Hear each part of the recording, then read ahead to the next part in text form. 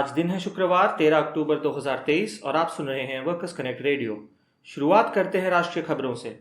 पहले सुर्खियां। मध्य प्रदेश हाईकोर्ट द्वारा एकल बेंच फैसले के स्टे के बाद लगभग 3 लाख मजदूरों को मिली राहत। मुंबई में स्विग्गी डिलीवरी कर्मचारियों की भुगतान संरचना में फेरबदल के खिलाफ अनिश्चितकालीन हड़ताल।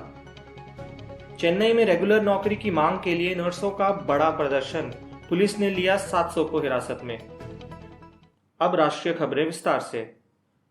मध्य प्रदेश हाईकोर्ट ने एकल बेंच के उस फैसले पर स्टे लगा दी जिसने कोल इंडिया लिमिटेड और उसके गैर कार्यकारी कर्मचारियों के बीच 20 मई 2023 को हुए 11वें राष्ट्रीय कोयला वेतन समझौते को रद्द कर दिया था, जिसके तहत लगभग 2.82 लाख गैर कार्यकारी कर्मचारियों के वेतन में संशोधन का प्रावधान था।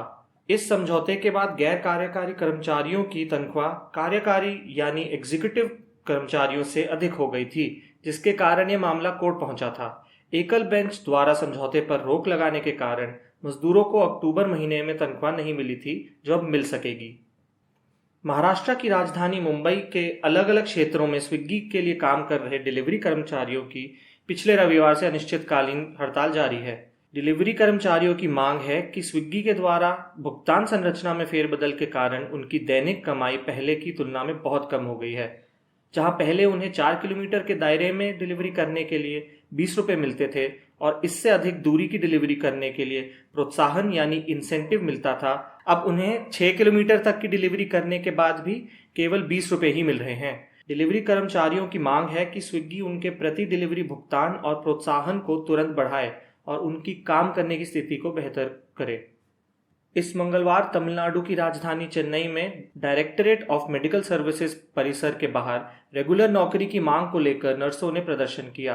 प्रदर्शन को रोकने के लिए पुलिस ने मौजूद 700 नर्सों को हिरासत में लिया। 2015 में मेडिकल सर्विसेज रिक्रूटमेंट बोर्ड की परीक्षा पास करके 7,243 नर्सों की भर्ती हुई थी, जिनमें से सिर्फ लगभग 3,000 को रेगुलर नौकरी मिली थी। रेगुलर नौकरी के अलावा नर्सों की राज्य सरकार से ये भी मांगे हैं कि उनसे करवाए जा रहे डेटा एंट्री काम को बंद किया जाए, उन्हें मातृत्व लाभ की सुविधा दी जाए और खाली पदों को जल्द से जल्द भरा जाए। राष्ट्रीय खबरें के बाद अब सुनते हैं अंतर्राष्ट्रीय खबरें। पहले सुर्खियां। यूक्रेन में कलेक्टिव लेबर डिस्प्यूट बिल में मजदूर विरोधी प्रावधानों को शामिल करने के खिलाफ यूनियनों ने कसी कमर। जमाइका में पेट्रोलियम के मजदूरों ने प्रबंधन द्वारा वेतन वार्ता में देरी के खिलाफ किया काम बंद। अब खबरें विस्तार से। यूक्रेनी यूनियनों ने कलेक्टिव लेबर डिस्प्यूट बिल के अनुच्छेद 48(52) में प्रस्तावित तालाबंदी के खिलाफ कमर कस ली है।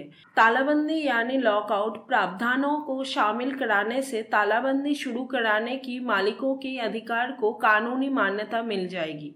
प्रस्तावित कानून के तहत हड़ताल करने वाला कर्मचारियों की संख्या पर अधिकतम सीमा तय हो जाएगी, जिसके बाद 3 या 5 से अधिक लोगों के साथ हड़ताल कराने की अनुमति नहीं होगी।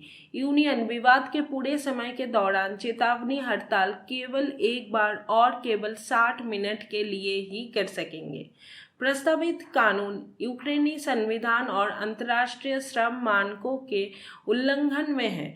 ऐसे में यूनियनों ने यूरोपीय संघ से मांग की है कि वो इस मामले में हस्तक्षेप कर इनकी जारी होने पर रोक लगाए। जमाइका में पेट्रोलियम रिफाइनरी पेट्रोजेम के मजदूर प्रबंधन द्वारा वेतन वार्ता में देरी किए जाने के खिलाफ गुस्से में हैं। चूंकि वेतन वार्ता जारी है, इसलिए मजदूर हड़ताल पर नहीं जा सकते, तो उन्होंने काम ठप करने के लिए सामूहिक रूप से सीक लीव यानी बीमारी की छुट्टी ले ली। इसके बाद 200 से भी अधिक मजदूरों ने काम के लिए रिपोर्ट नहीं किए। ये मजदूर कर्मचारी मुख्य रूप से लिपिक, प्रशासनिक और पर्यवेक्षी कर्मचारी संघ यानी कि union of clerical, administrative and supervisory employees का हिस्सा है। प्रबंधन ने मजदूरों के मामले हल करने के बजाय प्रेस विज्ञप्ति जारी कर कहा है कि वह सरकार के वित्त मंत्रालय एवं वाणिज्य मंत्रालय के निर्देशों का इंतजार कर रहे हैं। आज की खबरों में बस इतना ही। फिर मिलते हैं अगले मंगलवार वर्कर्स कनेक्ट रेडियो के साथ।